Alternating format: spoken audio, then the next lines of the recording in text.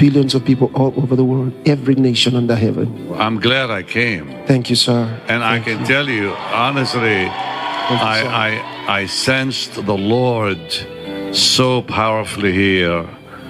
And I was telling Pastor Chris the first night, I actually had a vision of the Lord here on the platform, and I was quite shaken by it.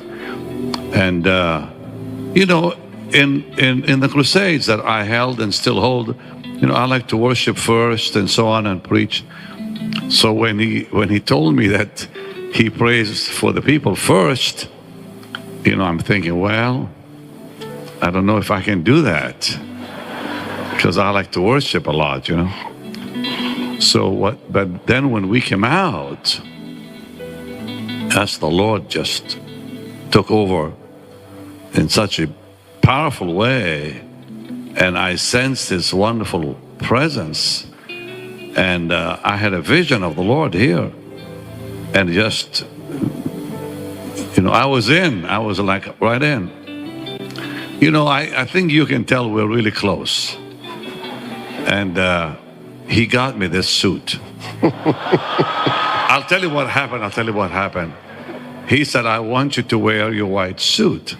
I said, well, my suits are old, and I don't have time to get one because it takes time to get them fixed up. He said, I'll get them. And I had no idea what they would look like. So I called him on the phone. I said, well, this was like a few days before. I said, if you don't have those suits, I may have to borrow one of your robes. That nice golden yellow robe you wear. Can you imagine me with a robe? My goodness. So when I came here on, well, the first night, he came, or one of these people came with the suitcase, and Pastor Chris was there. And when I opened when we opened the suitcase, most beautiful suits, and they fit on me real nice.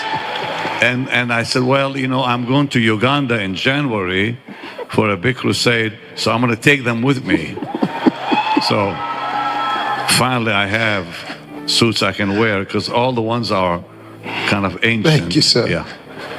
So we need to pray now for, yes, sir, for the families. I love this man a lot. And listen. I love you, sir. Are you going to behave? You need to pray for him. Because look, you know, I have been in ministry. It'll be 50 years this year for me. And in fact, this December 7th is 50 years. I can't believe it. And in 50 years, I've never met anyone like him. No, I'm serious. I've never met anyone like him. He's the most loving and generous man I've ever met. That's just a fact. It really is a fact. And he's like full of love. That's all it is. It's full of love. And he loves the Lord so much. And you see it. He doesn't like me saying these things about him. But he's a man of love. And you know, we as pastors and ministers, not everyone likes us, you know. But that's just it just comes with it. It just comes with it. So when they say all manner of evil against you, rejoice, you know. But I've gotten to know Pastor Chris, I think, better than most people, truly.